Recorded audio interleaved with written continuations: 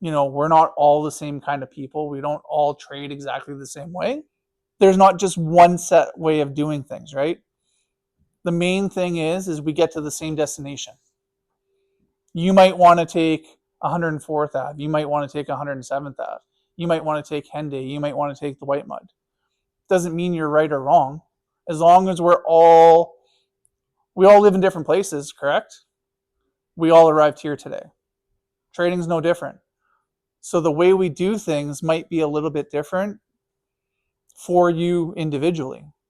So we try to give you guys as much knowledge so that you can take what's applicable to your trading style to work, so that we can all get to that goal. And our goal is to become financially free, to make this sustainable long-term thing to do, right? We're not going to tell you guys that if you have $1,000 in your account, you're going to be a millionaire in a year. But if I were to tell you the possibility of having $1,000 and having $3,000 at the end of the year, that's not bad, right? That's a 200% return on your investment. And at the end of the day, like I've been mentioning to you guys, and if anyone doesn't realize it, Mino's been posting some videos on YouTube. Please look up the YouTube videos because it's very important. Unfortunately, the saying, the richer get richer and the poorer get poorer, is so true. Okay, you need capital in order to make capital. But in order to make capital off of that, you need the skill set. The skill set is not biased to the amount of money you have in your account. The skill set is the skill set, right? It doesn't matter if you have $1,000 in your account, $100 in your account, or $10,000 in your account. The skill set, you're just manipulating that in bigger or smaller numbers, but you're still using the same skill set. So that's why I say risk management is very important. Here's an example. We're going to do a $1,000 account. What is our kind of like, for our trading plan, what is the most what's our percentage that we want to risk per trade? 1 to 5 on $1,000, right? So what's 5% on $1,000? So let's flip this around. I'm going to ask in a different way. $1,000 account. How much on a dollar amount do you want to lose on a trade? What would you personally want to lose per trade? $50? $30? 30, 35? At? 30? 50? $30? 50 to 100? 200? Yeah, but if you lose that account, if you lose that trade, right? And if you're going to lose 3 trades, you're not guaranteed to get the next one. So you could lose $400, $600, right? Right? You're not giving yourself enough time to make that money, right? The reason why I asked the dollar amount, because then you can re-engineer it, right? So we all have our phones, right? Mine's on the table. I don't need it.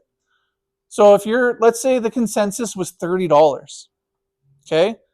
We have a 50 pip stop loss, $1,000 account, 50 pip stop loss. What does your lot size need to be to get $30?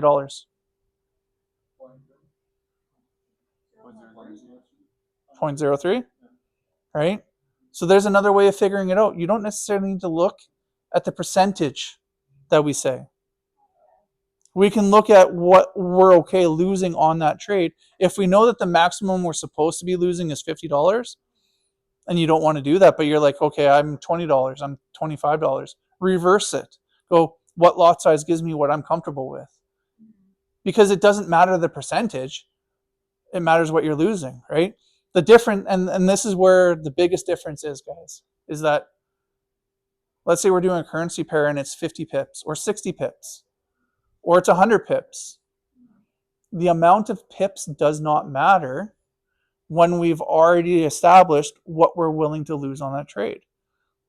So if it's 0.03 at 50 pips, right? That could be a 0.2 or a 0.1, sorry, 0.01 or 0.03 if it's 100 pips. Because you're just adjusting the amount to the pips. So you have the 2 numbers that you're okay with. You have, I want to lose $30 And then you have the stop loss, which could be anywhere from 50 pips to 160 pips if it's gold. Once you figure that out, you've already figured out what because you already know what your take profit is, where you're hoping that trade will be. It automatically will do the calculations of what you're going to win. Just remember that if you're risking $30, how much are we looking to get in return? 90. And you know what the difference is we say trading consistently is what matters, right? And we say consistently use the same lot size. No, consistently use the same amount you're willing to lose. So if you're constantly willing to lose $30, your pip count or your lot size will fluctuate, but the amount you're losing on each trade stays consistent. So I'm going to use Frank as an example. He showed me his strategy. He might only be having a tight stop loss, but he's like, hey, I'm only losing $3 on a trade. I'm consistently only losing $3. So his consistency is still there, right? And if someone else is like, hey, I have a larger stop loss, but I'm consistently only losing $30. The consistency's there. It doesn't matter the size of the stop loss, guys. Right? And these are the things that I want you guys to remember is that even though we have the percentage, right? This is just, this is just an example. I don't right? This is just to give us an example of what it is. So 1%, $1, like 5% is $1, 3%, $60, 1%, $50, $30, $10, right? So we already know if most of you are like, I want to risk $30, we have a 0.6 lot size. But what if our stop loss was 100 pips, right? Now you'd have a 0. Exactly, right? And you're still risking the same amount. The amount you're risking hasn't changed. And that's how the consistency happens, right? Because if we were to take a large, the best way to put it is we're risking $30 on a 50 pip stop loss, right? We're making 90. We don't change our lot. We are now risking $60 on that 100 pips to make 120, right? But where's the rationale of that? What made this worth more than 50 pips? What made the 100 pips worth more than 50 pips? No, but because of the trade. What? It's just the switch in your mind. Because what do we say? We want a 3-to-1 risk to reward ratio. Because why? If we lose 3 trades, we only need to win 1. But if one of our trades is 100 pips, we just took it as 2 trades. We didn't take it as 1 trade. But if you keep the dollar amount, you kept it as 1 trade. Because that first trade was $30, only 50 pips.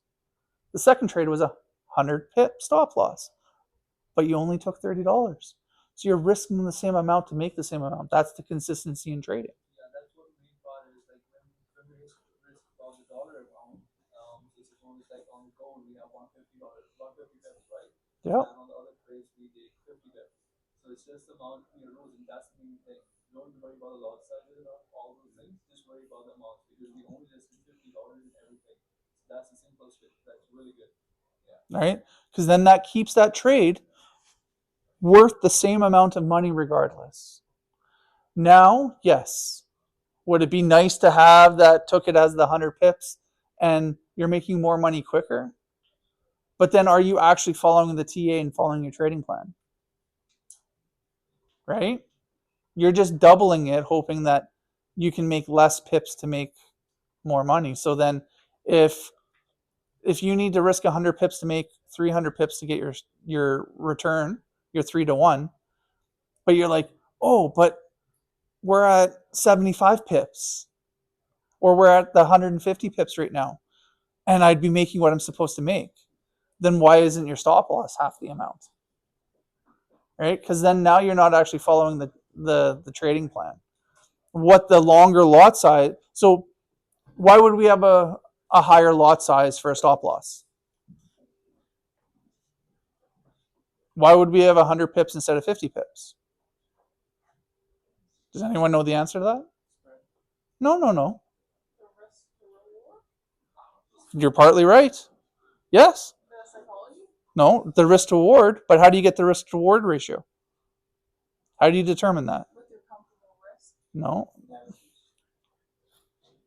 So, if your analysis is telling you that you need that stop loss for your trade to win, it's because your TA is telling you that. Wait, I thought you said it's whatever. No, but your risk to reward is 1 to 3. Yeah. The analysis is telling you that in order to get my 1 to 3, I need more than 50 pips. Okay.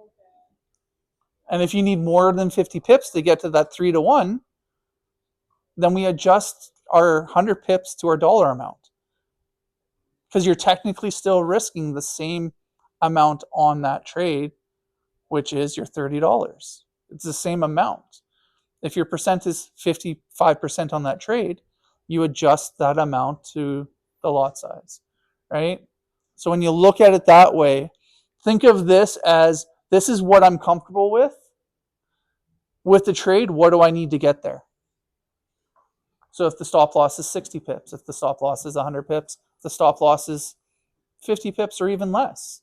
Now, if it's less pips, you'd be bumping up your lot size more, right? But it all has to do with your TA, right? So the risk management that's where it's important, guys. Does that kind of make a little more sense? Right? Is that these are very important, guys, right? This will be determined by this. And this is what we have to stay consistently on the trade. So if a gold trade is 150 pips, if we kept the same lot size, that $50 now became $150. But if 150 pips, what's going to get us closest to what we need? It might not be 100% even. You might take the one that's either a little bit above or a little bit below. But when we say consistent with this amount, we can go to sleep with no problems.